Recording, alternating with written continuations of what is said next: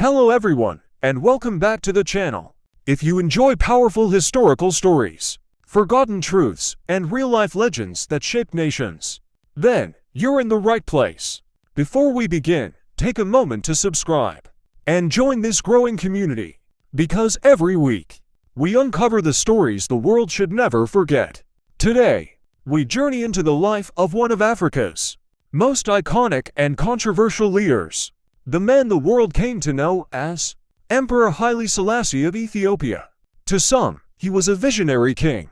To others, he was a symbol of resistance against colonialism.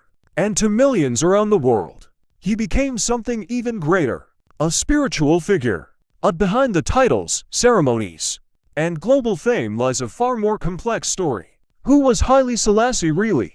How did he rise to power? Why is he still admired and criticized decades after his death? Here is his true story. Haile Selassie was born on July 23, 1892, in Iersagoro, in the Harar region of Ethiopia. His birth name was Tafari Makonnen. He was born into nobility. His father, Ras Makonnen, was a trusted military leader and cousin of Emperor Menelik II. From a young age, Tafari was exposed to leadership, diplomacy, and politics. Unlike many children of his era, he received formal education, both traditional Ethiopian teachings and modern instruction. This combination would shape his worldview. He grew up understanding both the ancient heritage of Ethiopia and the importance of adapting to a changing world. Even as a young man, he was known for intelligence, discipline, and ambition, and those qualities would soon propel him into national leadership. Tafari's political career began early. He was appointed governor of several regions, including Sidamo and Harar, for efficiency and reform. But Ethiopia at the time was deeply divided between traditionalists and those who wanted modernization. Tafari positioned himself as the face of progress. When Empress Udaitu came to power in 1916, Tafari became regent and heir to the throne. This was the turning point. As regent, he introduced reforms in education, government, and foreign relations. He sought to reduce slavery, strengthen diplomacy, and modernize the military. He also pushed Ethiopia onto the global stage. In 1923, Ethiopia joined the League of Nations. This was historic. Ethiopia became one of the few independent African nations participating in international politics. Tafari was no longer just a local ruler. He was becoming a global statesman. In 1930, after the death of Empress Udaitu, Tafari was crowned emperor. He took the name Haile Selassie I. His full imperial title was Immense King of Kings, Lord of Lords, Conquering Lion of the Tribe of Judah. The coronation was grand and attended by representatives from around the world. It symbolized Ethiopia's prestige and independence.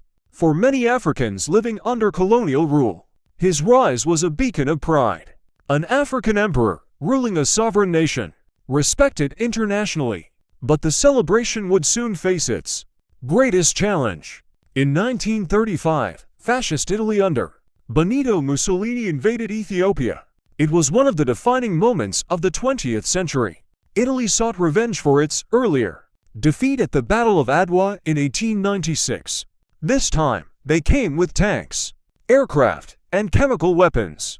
Ethiopia's forces were brave, but under-equipped.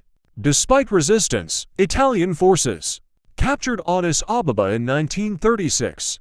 Haile Selassie was forced into exile. For many leaders, exile means political death. For Haile Selassie, it became the moment that defined his legacy. In June 1936, Haile Selassie addressed the League of Nations in Geneva. His speech became legendary. He warned the world that aggression left unchecked would spread far beyond Ethiopia. He condemned the use of chemical weapons against his people, and he asked the international community for justice. His words were powerful, and history proved him right. The world largely ignored Ethiopia's suffering.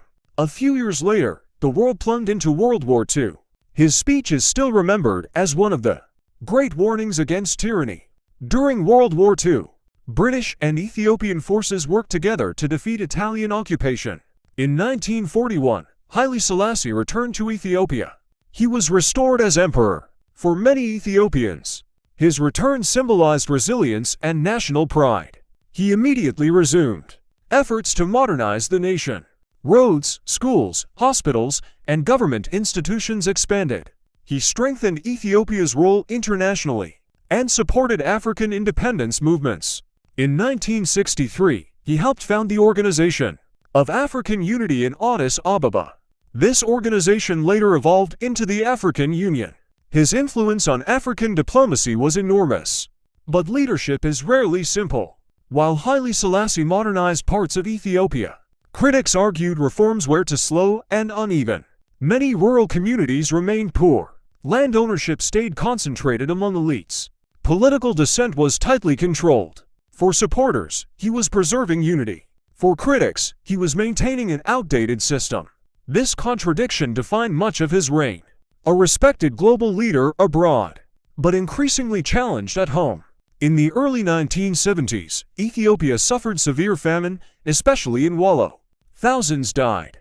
Reports suggested the crisis had been hidden or poorly addressed. At the same time, inflation, unemployment, and dissatisfaction grew. Students, workers, and military officers began demanding change. The emperor, once seen as untouchable, now faced growing unrest. For many Ethiopians, the image of imperial grandeur contrasted painfully with widespread suffering. The legitimacy of the monarchy weakened. In 1974, a military committee known as the Derg seized power. Haile Selassie was deposed. He was placed under house arrest. The monarchy, one of the oldest in the world, came to an end. A year later, in 1975, he died in custody. Officially, natural causes were reported, but many believe he was assassinated. His death marked the end of an era and the beginning of a turbulent chapter in Ethiopian history. Haile Selassie's legacy stretches far beyond politics. In Jamaica, he became central to the Rastafari movement. Many followers viewed him as a divine figure. This spiritual significance gave him global cultural influence unlike most political leaders. Songs, speeches, and movements carried his image worldwide. At the same time, historians continue debating his rule. Was he a visionary reformer, or a monarch unable to adapt quickly enough? The answer may be both. He was a man of his time, brilliant, determined, and deeply complex. Haile Selassie remains one of the most fascinating figures in African history. He stood against fascism.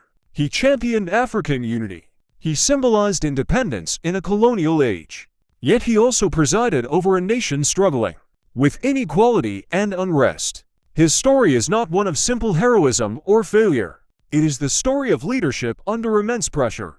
A man celebrated as a king, challenged as a ruler, and remembered as a symbol. And perhaps that is why his name still carries such power today. Because history rarely belongs to saints or villains. It belongs to human beings. Flawed, ambitious, and unforgettable. Thank you for watching. If you enjoyed this story, subscribe for more deep historical documentaries and powerful untold truths from around the world. And until next time, keep exploring history.